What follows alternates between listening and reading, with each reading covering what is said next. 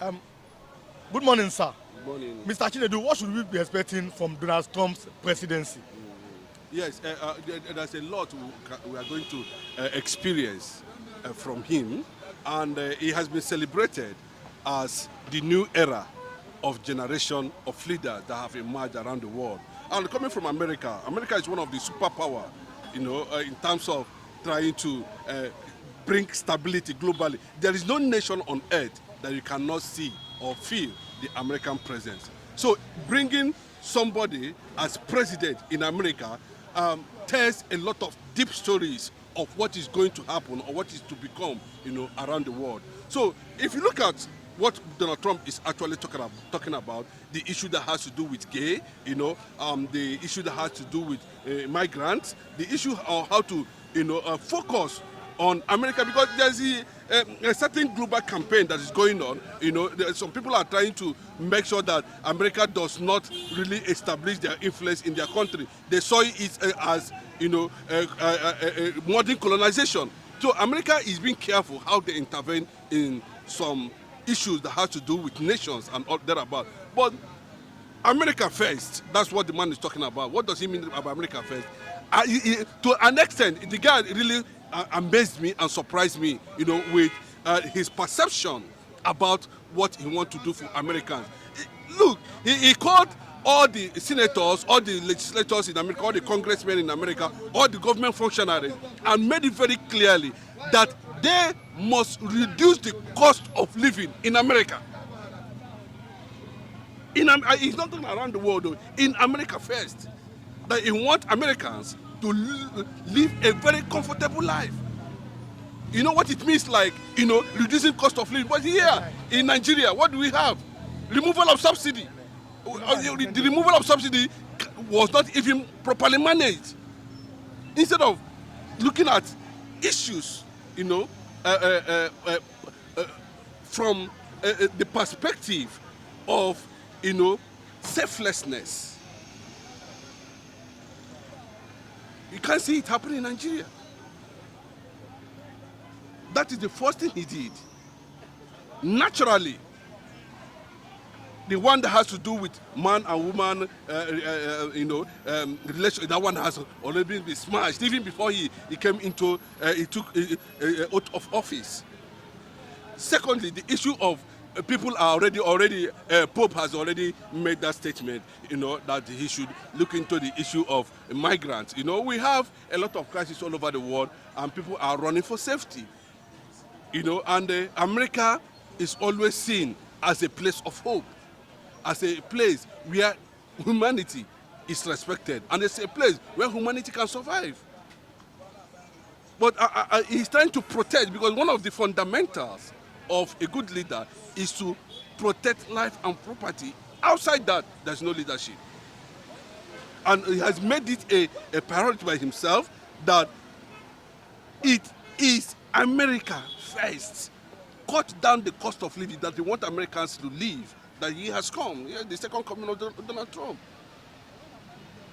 So if you look at that issue of migrant, people who are illegally got involved themselves in America should leave. I think it has already been taken to court. Some group are already challenging that order. The Pope has also intervened, and I know that at the end of the day, there might be certain amendment and consideration based on that. And secondly, the issue that has to do with terrorism. He wants America to be safe. And most of these people will filter in, will find themselves, will take share with civilians and find their way to America to cause havoc. And that is why, I think to understand that is what he doesn't want to see happen. Donald Trump, for me, I believe, to an extent, as a Christian leader, he has demonstrated it. That he is a Christian and he represents peace. His coming represents peace. So he has not been seen to be someone who are extremely, controversial on the issue that has to do with America, policing, continue to police the world. He said, I was saved by God to make America great again. And again, we saw some pro-Biafra agitators there. We saw Ngozi Abuja and some other people there. What does that mean for the agitators across the nations of Thank you. I thank God for that observation. A lot of them were there. There was this controversy that, invitation was never extended to them. But if you go online, it's already online. You saw invitations extending to them. Especially Dr. Ngozi Orabueze was there physically. Some other big names within the circle of leadership of Biafran government were also present in that place with invitation. So what it means that they seem to have this kind of synergy relationship. Whether it's psychological, I don't know. Whether it's just perception, I don't know. Whether it is based on hope, I don't know. Whether it's just a make believe, I don't know. Whether it's the understanding that Donald Trump have one time or somehow sympathized with the people of Biafra, with Igbos. We knew during one of his campaign, the first time he was gunning for the position, we saw Mazi Nnamdi Kanu and some GOP members being part of his campaign presence in Illinois some time ago in America. Then that was his first time.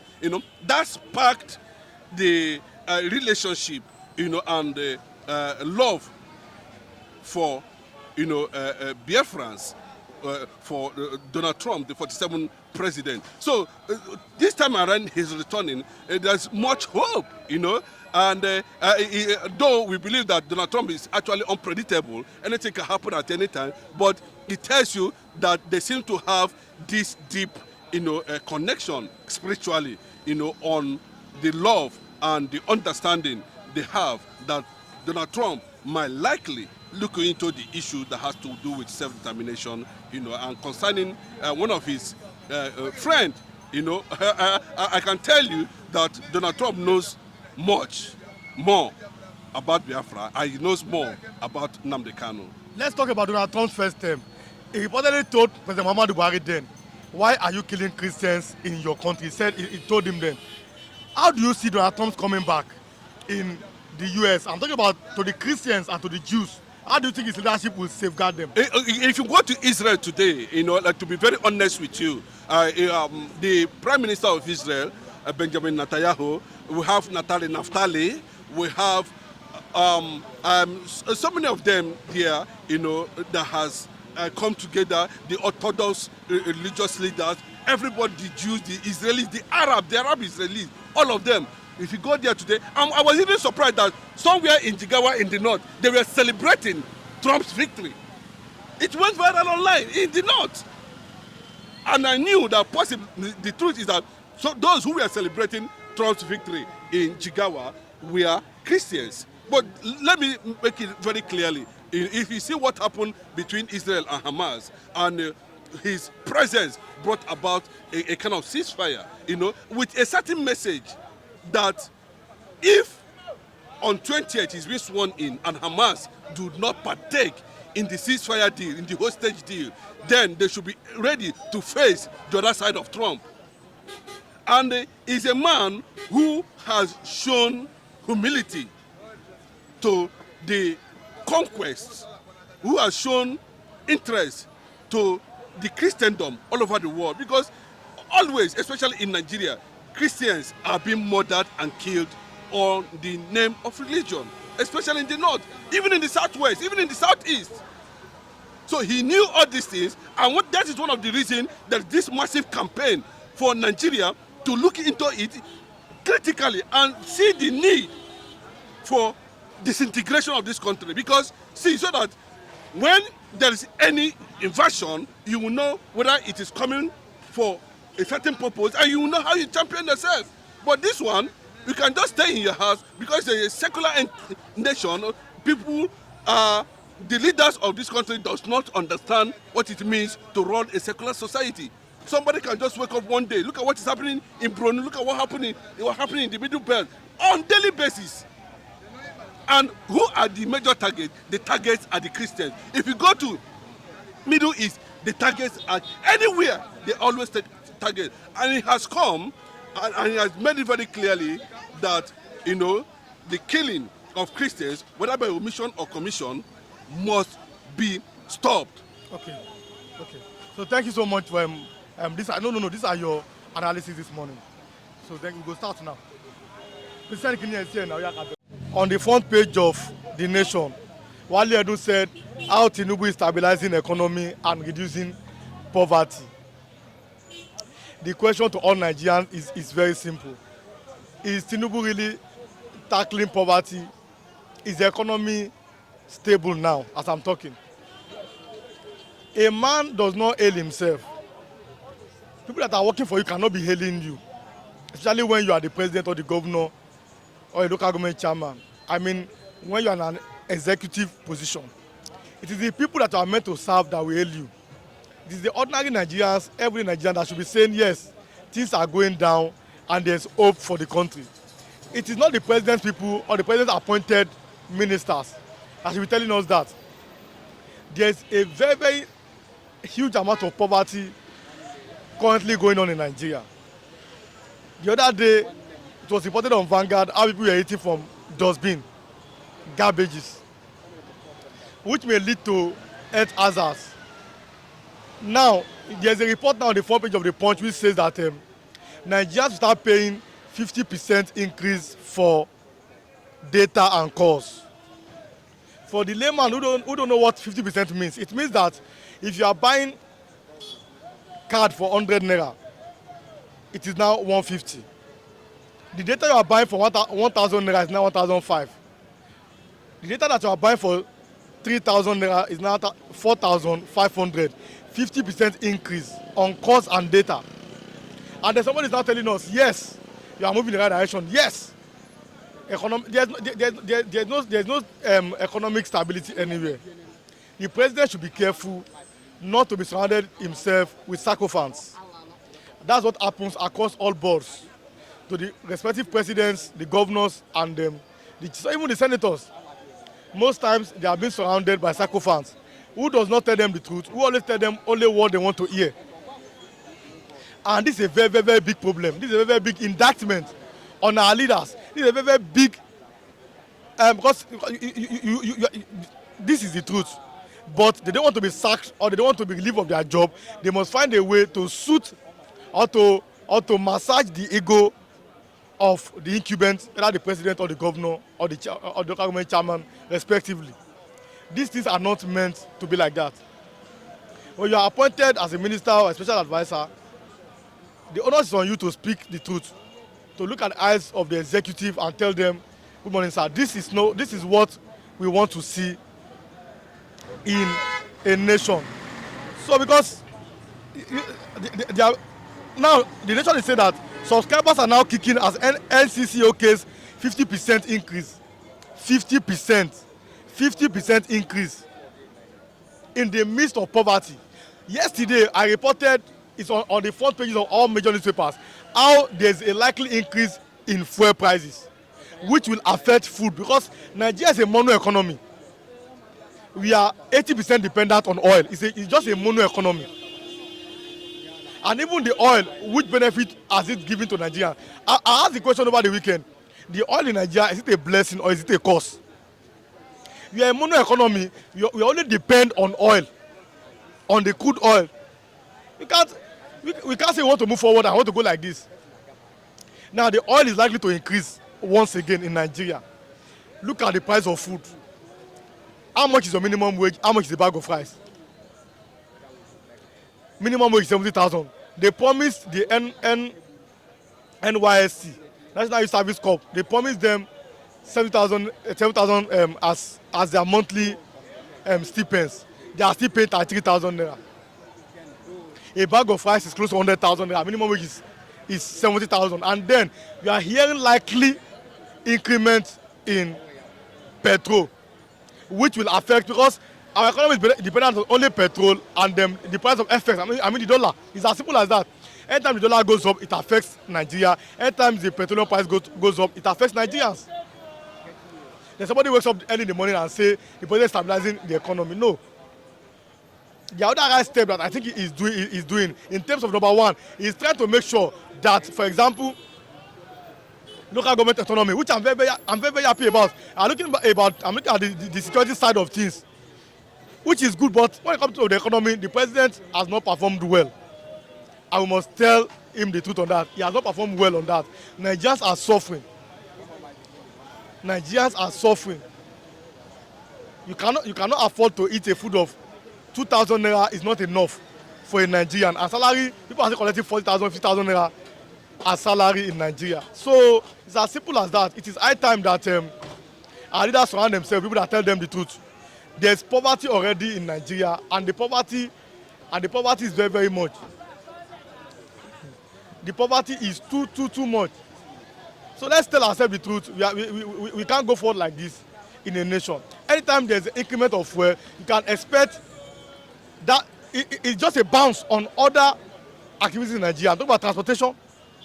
Somebody, like I said, somebody is working in Agege. No, somebody is staying in Agege, working in Ikeja. Going and coming is 800 naira.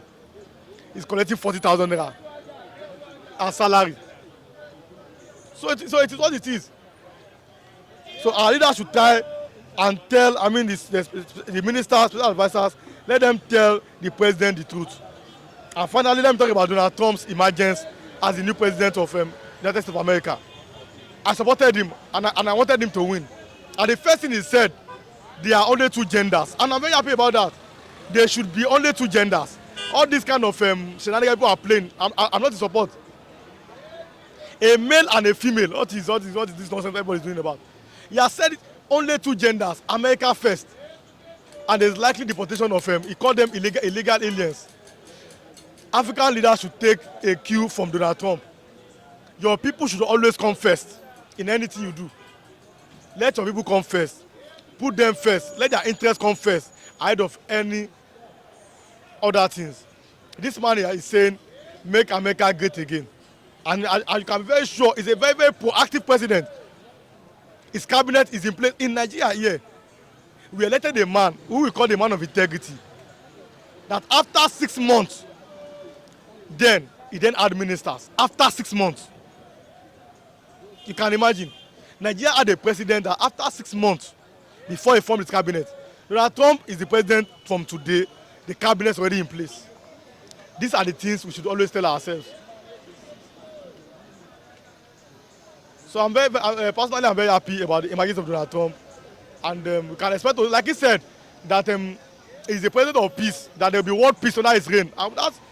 And I read it this morning. The Kremlin, I'm talking about Vladimir Putin, has said that he congratulates Donald Trump. Donald Trump seems to have established a communication channel between him and Russia.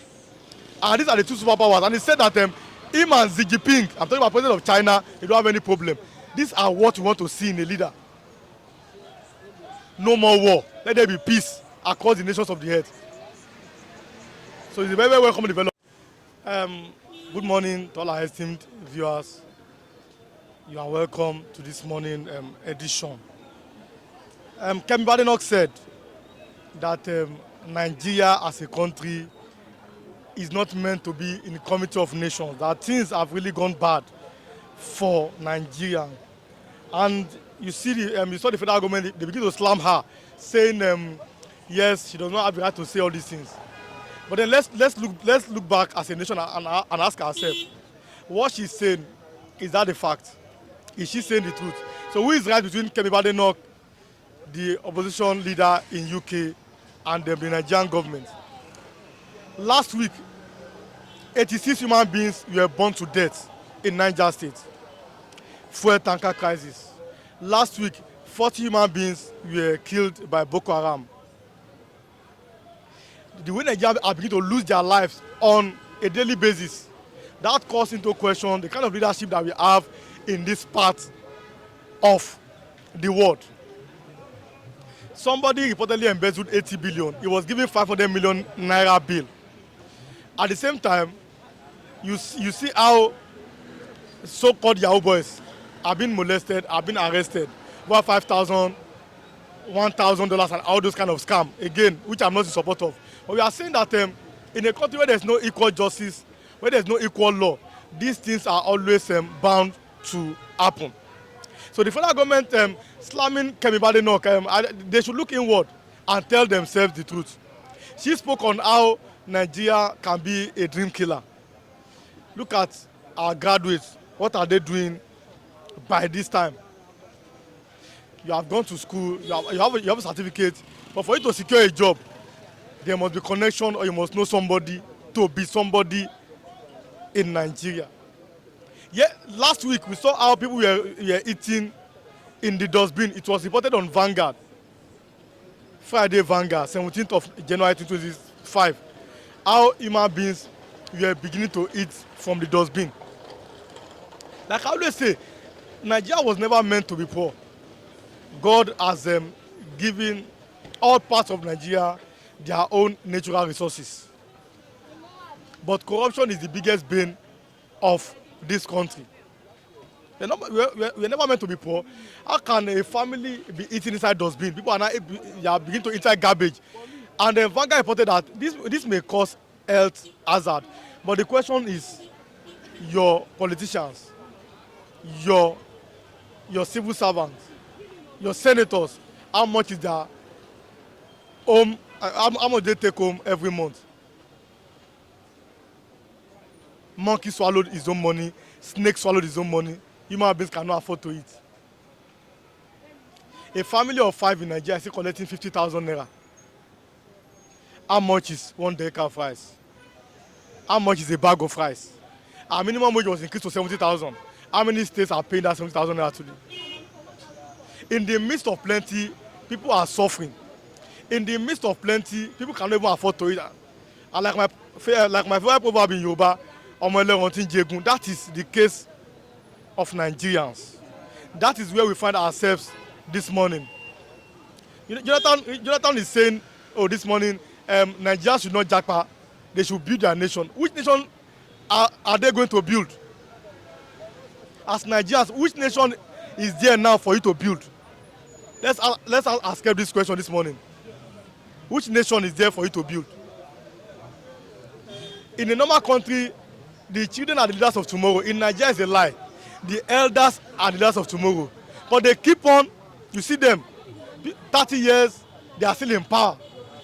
70 years, 80 years, want to become the president of Nigeria. So where is the future for the youth of Nigeria? Somebody was a medical doctor.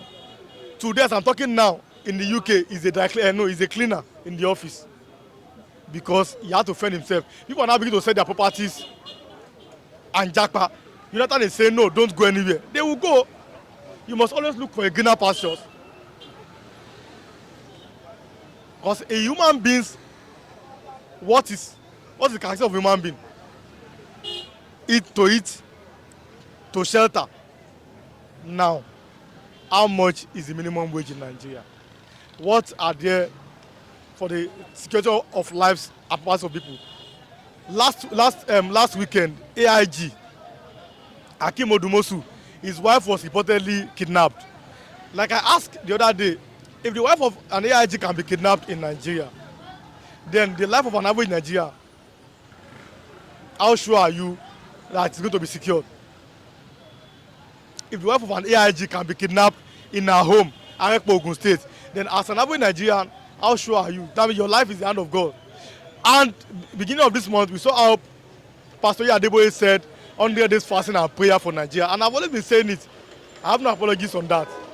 Nigeria is not under any spiritual problem. Our problem is a leadership problem. It is not the devil that's our problem. It is our leaders. It is corruption, which is the biggest bane of our development. I asked a question 2 weeks ago. I said, the oil in Nigeria, is it a blessing or a curse? We saw how the oil is working in Dubai, how that oil is used to develop Saudi Arabia, Bahrain, Kuwait, Qatar. The oil that we have here in Nigeria, is it a blessing or a curse? Go to Niger Delta. That place, does it look like where oil is coming from? All they know is to embezzle money, is to siphon money, leaving the average Nigerian citizens in perpetual poverty, in perpetual slavery. And and you look at the environment. Look at how last year December was. It was the worst December since I was born. Last year Christmas. Now we are in January. Some people are still saying, I'm on Twitter, some people are saying they still not collected their December salary. How are Nigerians coping? Yo, it is the grace of God. There's no grace anywhere. It is the mercy of God. There's no mercy anywhere. It is only BBS. You either beg, you borrow, or you steal. Somebody collecting 50,000 naira salary cannot. It is not enough. So you'll have to find a way to feed his family. And as a man, your family will not die. The government people, they are listening to us, and they listen to us every morning or every day. Why can't we change? Like I say, you go to the church, you go to the mosque. Church on Sunday, mosque on Friday. And the preachers, I think they always preach the word of God to you. Why is there no change in Nigeria? Does this nation look like a nation that has oil, that has gold, that has coal, that has cocoa, that have limestone? Limestone is found in Eweko, Abeokuta State. Cement in Nigeria is much costlier than in Zambia. And then we have limestone here. We say we are an oil producing nation. Look at the average citizen of Nigeria. Look at the development in Nigeria. How much is our minimum wage? So when you look at these things, and then every morning you hear, oh, message of hope, Independence Day, message of hope. Where is the hope? Where does hope lies among Nigerians? Where is that hope? And in 2025, people are still talking about tribal or religious differences. Oh, the Igbos are the problem, the Yorubas are the problem, the Fulanis are the problem. No, the politicians are the problem. Because in the National Assembly, they are one. When it's time for them to share cars, they share together. Not minding the tribe or religion. When it's time for them to share money, they share together. But at any time, then they bring in that religious or tribal divide, and Nigerians are yet to wise up. That in the FEC, Federal Executive Council, there are all tribes there. All our governors, like I said, I'm from Abeokuta, Ogun State. Our governors have always been from that Ogun State. So why is there no development? So is the Igbo man my problem? No. Is the Fulani man my problem? No. The same thing across all states. In every state, all their indigenes have always been their governors. Why is those places, why are they not developed? So let us look inward as a people and tell ourselves the truth. So attacking Kemi Badenoch is not the issue. The issue is that what she's saying, is it truth or not? You want a nation where the son of a nobody can become somebody without knowing anybody. The son of a nobody can become somebody without knowing anybody. This kind of godfatherism, this kind of political shenanigans that you are playing this 21st century, I don't think that is the right way to go. Let there be equal opportunities for every citizens of Nigeria. Look at the political parties. There's no ideologies. Somebody today in the PDP crossed over to the APC, go to that place, just going back and forth. All they want is power. Then when you get that power, what have you been doing with it? What have you done with that power? Since it has always gotten to you. These are the questions we should ask ourselves. So Kemi Badenoch, attacking her is not the problem. Let us attack the problem. The problem of ineptitude. The problem of lacking what it takes to be a leader. The problem of selfishness. You want to accumulate everything. Governor, senator, minister, and everybody. You are in government for about 30 years. Only you. So that is the problem. The problem is not an average citizen in Nigeria who are trying one way or the other to make their lives better. So it is time for Nigerians and all Nigeria to wake up. We have one common enemies which seem to be opposite. And then you ask, why is there agitation? Oh, now the is agitating. Oh, Simon Ekpa, all those people. Even Sunday go, they're agitating. Because it seems that the country is not working. And people are saying that if you have our own people, if the Yorubas have their own country, for example, the Igbo have their own country, it can be easy to hold their leaders accountable. Not when one leader is going to Abuja. That's one of the reasons. When people are saying, oh, we want to leave, we are tired. They are tired because things seem not to be working for them. Less than 1,000 people is controlling the nation of over 200 million people. Just less than 1 million people. So what is the way out? Less than 1 million people are enjoying the resources of over 200 million people in Nigeria. When you're in any political office, you're like the lords, you're like the king over every other people in Nigeria or any other people in your state or your local government. President Bola Ahmed Tinubu said, let there be local government autonomy, for example. You see the governors are kicking against it. Where we can hold our local government chairman accountable. Where money goes directly to them. Then we can say, you local government chairman, you have not performed. That's what we want to see. You have not performed. But when the state governor collect money and, for example, they gave them some kind of peanuts, then we know that these people that are just selected. Nigeria was better then because local government was functioning. That is the total government, and that's the government that seems closer to the people. Local government seems that is that part of government that seems closer to you. From here to Ifakoja, local government secretariat is not far. You can go there. I cannot go to Alausa. So President Bola Ahmed Tinubu saying that this money should come direct to the local government chairman. To me, it's a welcome development. But our state governors, I know them. We know them. They're likely to challenge status quo. No, let us have these resources. Imagine if President Bola Ahmed Tinubu is now appointing governor. The same way governors seem to be appointing local government chairman. So we can't say we want to go forward and people say no, it does not concern me. It concerns you. It concerns everybody.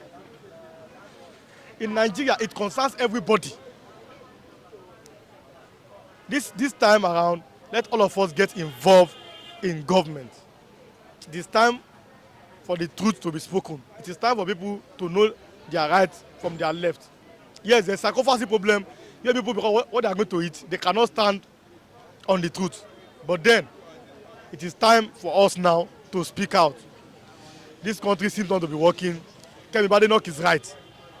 Our leaders should look themselves in their eyes and then make sure that Nigeria work instead of attacking Kemi Badenoch.